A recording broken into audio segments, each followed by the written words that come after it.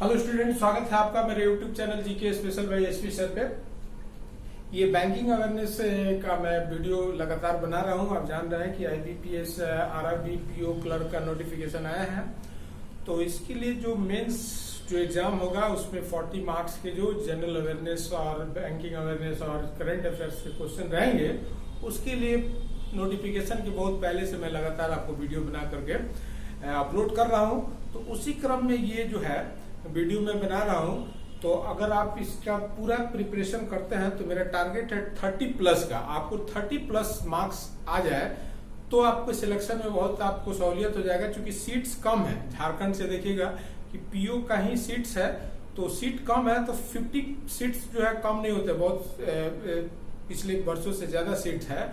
और ये जान के रखिए, तो इसलिए जो है मार्क्स आपको ज्यादा लाना होगा, और उस मार्क्स ज्यादा लाने में बैंकिंग का बहुत इंपॉर्टेंट रोल हो सकता है। और फिर बैंकिंग के लिए आपको ये जो मतलब स्टडी है, इसका मेंस के पीटी पास करने के बाद आप नहीं कर सकते हैं 15 दिन में। 15 दिन में 15 ही नंबर आपका आएगा। अभी से आप लगातार प्रिपरेशन करते रहिएगा तो 30 प्लस आपको आ जाएगा। अगर पीटी आप पास करते रहते हैं तो आप, इसका मतलब है कि उस हाई स्कोरिंग पे जो आप पीटी पास कीजिएगा 60-65 पे के आसपास कटअप जाता है, और ऑफिस असिस्टेंट में 70 के आसपास कटअप जाता है। तो इतना कटअप अगर जा रहा है, और अगर आपका मैथ और रीजनिंग अच्छा है तभी इतना कटअप जा पा रहा है, तो जो सभी पीटी क्वालिफाई करने वाले स्टूडेंट होंगे उनके मैथ रीजनिंग में लगभग एक समान मार्क्स होगा, केवल डिफरेंस पैदा करेगा। तो ये जनरल अवेयरनेस जो लोग 15 दिन में तैयारी करेंगे 15 नंबर लाएंगे, जो अभी से तैयारी करेंगे 30 प्लस का टारगेट रखे। और इसी को मैं चाहता हूं कि आप 30 प्लस ला करके अपने टारगेट को पूरा कर सकें। तो इसी क्रम में मैं बैंकिंग अवेयरनेस, जनरल अवेयरनेस और ये सब का वीडियो लगातार अपलोड कर रहा हूं। तो वीडियो ये सब अगर अच्छा लगे तो इसको लाइक कीजिए और चैनल को सब्सक्राइब कर लीजिए, ताकि जो भी मैं लगातार वीडियो बनाते रहूं मेंस तक, उसका जो है नोटिफिकेशन आपको मिलते रहे। तो चलिए वीडियो शुरू करते हैं। वीडियो में जैसे है कि बैंकिंग अवेयरनेस, रेपो ऑपरेशन सुने होंगे, पॉलिसी रेट में आता है रेपो रेट और रिवर्स रेपो रेट, तो इसके बारे में हमको स्टडी करना है। फिर सुने होंगे एलटीआरओ, एक आया है नया ऑपरेशन शुरू किया गया आरबीआई के द्वारा, उसको बोलते हैं लॉन्ग टर्म रेपो ऑपरेशन, तो उसके बारे में भी स्टडी करेंगे। फिर targeted long term repo operation भी इंट्रोड्यूस हुआ है, ये सब दोनों न्यूली इंट्रोड्यूस्ड है, तो उनके बारे में भी हम लोग समझेंगे, क्योंकि वही ज्यादा जो है महत्वपूर्ण है प्रश्न के दृष्टि से। तो अब इस हिसाब से हम लोग शुरू करते हैं। तो देखिए, अब जैसे बैंक के बारे में हमने पहले ही बताया था कि बैंक जो है एक तरह का फाइनेंशियल इंस्टीट्यूशंस है, जिसका काम होता है डिपॉजिट एक्सेप्ट करना और एडवांसिंग लोन उधार देना। ये बहुत सिंपल इसका वर्क है। अब जो जमा लेता है बैंक, उसको बोलते हैं, वो बैंक के लिए लायबिलिटी होता है, उसको बोलते हैं net demand and time liability. तो इस पे पूरा मैंने एक डिटेल वीडियो बनाया है एनडीटीएल पे, ठीक इसके पहले, तो उसको भी आप देख सकते हैं। तो इस डिपॉजिट का एक रेशियो को बैंक को क्या करना पड़ता है, तो कीप विथ आरबीआई, आरबीआई के पास रखना पड़ता है, तो उसको बोलते हैं सीआरआर, कैश रिजर्व रेशियो, जो एट प्रेजेंट 3% है। तो और दूसरा हिस्सा जो है कीप विथ इटसेल्फ, अपने पास बैंकों को रखना पड़ता है, कीप विथ, तो उसको बोलते हैं एसएलआर, स्टैट्यूटरी लिक्विडिटी रेशियो, जो एट प्रेजेंट 18% है। तो 3% और 18% जो है रिजर्व रखना पड़ता है बैंकों को, या तो आरबीआई के पास या तो अपने पास, उसको बोलते हैं रिजर्व रेशियो। तो उस रिजर्व रेशियो में सीआरआर, एसएलआर आता है। तो इस पे मैंने एक अलग से वीडियो बनाया है, उसको भी आप देख सकते हैं। हर टॉपिक पे मैं मतलब जहां जहां से प्रश्न आता है उस पर वीडियो लगातार अपलोड कर रहा हूं। फिर अब जो ये 3% और 18% रिजर्व रखने के बाद जो रेस्ट बच गया 79%, उसी को बैंक क्या करता है, तो कस्टमर को, कॉर्पोरेट को, गवर्नमेंट को लोन देता है। अब इतना लोन दे रहा है बैंक, और इससे अगर ज्यादा लोन दे, मतलब जब उधार सस्ता होता है तो देखिएगा कि लोन का डिमांड बढ़ जाता है। तो फिर बैंक जो है जितना मतलब कि उधार दे सकता है उससे ज्यादा उधार देता है। तो ज्यादा उधार देने के लिए क्या करता है बैंक, तो आरबीआई से बोरो कर लेता है। आरबीआई से उधार ले करके, सस्ते में उधार ले करके ग्राहक को महंगा उधार दे करके, दोनों के डिफरेंस में वो प्रॉफिट अर्न करता है। तो जब बोरो करता है आरबीआई से, तो उसी जो बोरो पे जो इंटरेस्ट पे करना पड़ता है बैंकों को, आरबीआई को, उसी को बोलते हैं रेपो रेट। मतलब जो उधार लिया बैंक आरबीआई से, उसके लिए इंटरेस्ट पे किया आरबीआई को तो उसको बोलता है रेपो रेट। तो रेपो रेट एट प्रेजेंट है देखिएगा 4% है। ये हर पॉलिसी रेट में देखिएगा इसमें कमी बेसी होते रहता है। जब जब पॉलिसी रेट हर 2 महीने पे जारी किया जाता है तो उसको मैंने देखिएगा वीडियो बना बना करके अपलोड करते रहता हूँ। जैसे मई में आया था तो मैंने अपलोड कर दिया, उसको भी आप देख सकते हैं। तो एट प्रेजेंट 4% है। और अब जैसे मान लीजिए कि उधार सस्ता है तो लोग उधार ले रहे हैं, तो फिर बैंक को कमी हो जाता है तो आरबीआई से उधार ले। लेकिन अगर उधार महंगा हो, मान लीजिए, तो उधार जब महंगा होगा तो फिर कम लोग उधार लेंगे आरबीआई से, बैंकों से। तो बैंक से कम उधार लेंगे तो फिर बैंक जो डिपॉजिट अपने पास उसके पास बच जाता है उसको आरबीआई के पास डिपॉजिट कर देता है। जब कम उधार ले रहा है, जैसे 79% उधार दे सकता है लेकिन उतना नहीं दे पाया, 78% ही दिया, तो एडिशनल जो उसके पास बच गया वो आरबीआई के पास डिपॉजिट कर देता है। तो आरबीआई उस पे जो इंटरेस्ट पे करता है बैंकों को, उसको बोलते हैं रिवर्स रेपो रेट। तो अभी रिवर्स रेपो रेट देखिएगा 3.35% है, जो लोएस्ट है 8-10 साल में सबसे लोएस्ट है। मतलब इससे क्या किया जा रहा है, तो एक तरह से बैंकों को जो है मतलब कि फोर्स किया जा रहा है कि आप आरबीआई में जमा न करके ग्राहक को जमा दें ज्यादा ब्याज अर्न करने के लिए, ताकि मार्केट में लिक्विडिटी बढ़े और इकोनॉमिक ग्रोथ हो। तो इसलिए ये बहुत कम, ये पिछले 8-10 वर्षों में सबसे लोएस्ट है। रेपो रेट भी लोएस्ट है। ये तो पहले से इकोनॉमिक स्लो डाउन चल रहा था, ये आपको पता चलेगा। जीडीपी पे मैंने अलग से वीडियो बना रखा है, उसको भी आप देख लीजिए। और अभी बहुत सारी रेटिंग एजेंसियों का जो है उस पर मैं अलग से वीडियो बनाऊंगा, सबका देखिएगा लगभग निगेटिव में ग्रोथ का अनुमान किया जा रहा है। तो इस स्थिति में ये बहुत कम जो आपका ग्रोथ है उसको पिकअप करने के लिए सब रेट को सस्ता किया गया है। तो उसका इम्पैक्ट क्या होगा हम समझेंगे। तो इस तरह से ये जो बैंक के पास कभी लिक्विडिटी का शॉर्टेज हो जा रहा है, कभी लिक्विडिटी सरप्लस हो जा रहा है, तो उसी को एडजस्ट करने के लिए आरबीआई बैंकों को एक सुविधा देता है, उसको बोलते हैं एलएएफ, लिक्विडिटी एडजस्टमेंट फैसिलिटी, तरलता समायोजन सुविधा। इस सुविधा के तहत बैंक को जब शॉर्टेज हो जाता है लिक्विडिटी का तो आरबीआई से बोरो कर लेते हैं, और जब सरप्लस हो जाता है तो आरबीआई को लेंड कर देते हैं। तो इस तरह का जो सुविधा प्रोवाइड करता है उसको बोलते हैं एलएएफ। इसी तरह का एक सुविधा होता है एमएसएफ। तो एलएएफ और एमएसएफ पर डिटेल में अलग अगला जो वीडियो है इसी पे बनाऊंगा, तो उसका इंतजार कीजिए, वो भी बहुत इंपॉर्टेंट होगा आपके लिए। तो इसके तहत भी उधार लेते हैं बैंक, और एमएसएफ के तहत भी उधार लेते हैं, तो उसको मैं अगले वीडियो में रखा। तो ये समझ में आ गया आपको। अब ये दोनों के बीच जो डिफरेंस आपको दिख रहा है 0.65% दोनों के बीच डिफरेंस आपको दिख रहा है।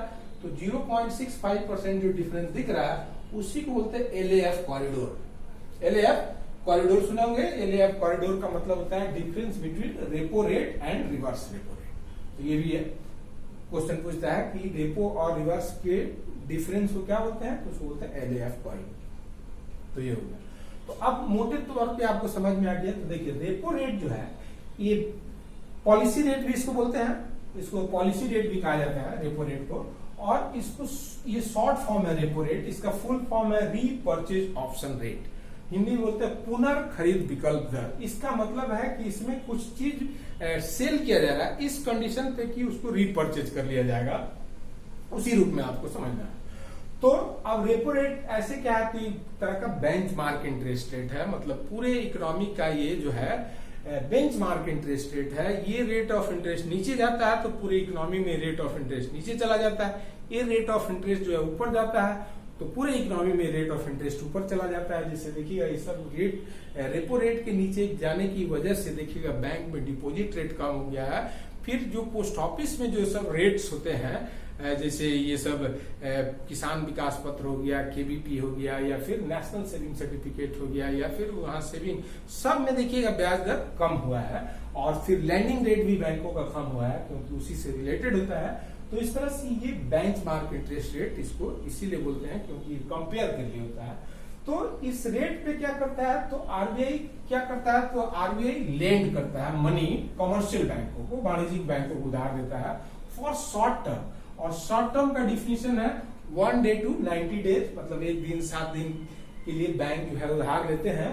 अंडर किसके तहत ये उधार लेते हैं, तो आपको बताया था अंडर एलएएफ, मतलब लिक्विडिटी एडजस्टमेंट फैसिलिटी के तहत, और अगेंस्ट कोलैटरल, मतलब ये जो है उधार जो आरबीआई देता है कोलैटरल के अगेंस्ट में देता है, कुछ गिरवी या बंधक रखना पड़ता है बैंकों को। और गिरवी बंधक होता क्या है, तो गवर्नमेंट सिक्योरिटीज होता है, और गवर्नमेंट की जो प्रतिभूति है उसमें आता है ट्रेजरी बिल्स और बॉन्ड्स, जो एक तरह का सरकार का कर्ज लेने का इंस्ट्रूमेंट है। इसको जो है बैंक खरीद करके जो अपने पास रखे हुए हैं उसको क्या करता है, तो सेल करता है। जैसे 10 करोड़ रुपया मान लीजिए कोई बैंक बोरो कर रहा है या 100 करोड़ रुपया बोरो कर रहा है आरबीआई से, तो 100 करोड़ का सिक्योरिटी जो है उसके पास रख दिया, इस सेल कर दिया, 100 करोड़ ले लिया, इस शर्त पे कि फिर जब हम 100 करोड़ आपको देंगे तो फिर हम आप उसको रीपर्चेज कर लेंगे, तो उसको बोलते हैं रीपर्चेज ऑप्शन रेट। तो ये समझ में आ गया आपको कि ये अगेंस्ट कोलैटरल होता है। ऐसे नहीं होता है कि कोई भी बैंक को उधार दे देता है ये विदाउट सिक्योरिटीज, विदाउट कोलैटरल नहीं दिया जाता। जैसे मान लीजिए 100 करोड़ रुपया बैंक वापस नहीं करेगा तो फिर आरबीआई वो 100 करोड़ के सिक्योरिटीज को मार्केट में सेल करके उससे जो है अपना वो रिकवर कर लेगा। तो इस तरह से ये जो है पूरी तरह से सिक्योर होता है, सुरक्षित होता है। तो ये समझ में आ गया। अब रिवर्स रेपो रेट उसका उल्टा हो गया। उल्टा ये हो गया कि it is the rate of interest at which commercial bank deposit their fund with RBI. मतलब इसमें बैंक के पास जो सरप्लस लिक्विडिटी होता है, कैश होता है, उसको डिपॉजिट कर देता है आरबीआई के पास, और आरबीआई उस पर ब्याज देता है, उसको बोलते हैं रिवर्स रेपो रेट। तो ये आपको हो गया। फिर अब ये रेट हमेशा याद रखिएगा, ये सब चेंज होते रहता है। फिर अब जैसे अब रेपो रेट है, तो रेपो रेट अभी देखिएगा लगातार कम किया जा रहा है। एक तो इकोनॉमिक स्लो डाउन पहले से था, और ये कोविड पेंडेमिक 19 की वजह से और भी ज्यादा जो है पूरी तरह से इकोनॉमिक कोलैप्स कर गया है। तो उसको रिवाइव करने के लिए जो है रेपो रेट को कम किया। ये 6.5% से घटते घटते 4% आ गया है रेपो रेट। तो लगातार इसमें कमी किया जा रहा है। तो इससे क्या होता है, तो कॉस्ट ऑफ बोरोइंग जो है चीपर हो जाता है। बैंकों के लिए आरबीआई से उधार लेना सस्ता होता है, तो फिर बैंक भी जो है ग्राहक को सस्ता देते हैं, ईएमआई लोग का कम हो जाता है। तो उससे जो है मनी सप्लाई मार्केट में बढ़ जाता है, क्योंकि लोग फिर बैंक से ज्यादा उधार लेने लगते हैं, और फिर बैंक आरबीआई से उधार लेने लगता है, तो उससे मनी सप्लाई बढ़ जाता है, मार्केट में लिक्विडिटी कैश का फ्लो जो है बढ़ जाता है।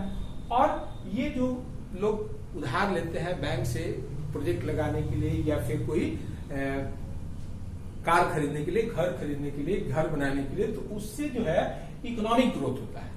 तो इस तरह से ये ब्याज दर में कमी करके अर्थव्यवस्था में सुधार करता है कौन, आरबीआई। ये सरकार का पॉलिसी नहीं होता है, ये जो है सरकार का जो पॉलिसी होता है उसको बोलते हैं फिस्कल पॉलिसी, ये आरबीआई का पॉलिसी होता है। तो अब उसके बाद से ठीक उसका उल्टा, रेपो रेट को अगर इंक्रीज बढ़ा दिया जाए, इसको हाइक कर दिया जाए, तो कॉस्ट ऑफ बोरोइंग जो है वो इंक्रीज कर जाता है। बैंकों के लिए आरबीआई से उधार लेना महंगा हो जाता है, फिर बैंक जो है ग्राहक को महंगा उधार देते हैं, आपका ईएमआई बढ़ जाएगा, तो फिर लोग कम लोन लेंगे, तो उससे मनी सप्लाई क्या होगा, तो डिक्रीज कर जाता है। लिक्विडिटी मार्केट में क्या है, तो डिक्रीज कर जाएगा, तो इससे कंट्रोल हो जाता है इन्फ्लेशन। तो इन्फ्लेशन कंट्रोल करने के लिए आरबीआई रेपो रेट को हाइक कर देता है, बढ़ा देता है। क्वेश्चन पूछता भी है कि अगर महंगाई है, इन्फ्लेशन है, तो उसको चेक करने के लिए आरबीआई क्या करता है, तो आरबीआई जो है ब्याज दर को बढ़ा देता है। तो इन्फ्लेशन पे भी मैं अलग से वीडियो बनाऊंगा, या कुछ उसका बना हुआ हिस्सा है। तो इस तरह से ये जो है इसके माध्यम से, पॉलिसी रेट के माध्यम से आरबीआई बैलेंस बनाने का प्रयास करता है इकोनॉमिक ग्रोथ में और इन्फ्लेशन के चेक में। तो इस तरह से ये आपको रेपो और रिवर्स रेपो रेट हो गया।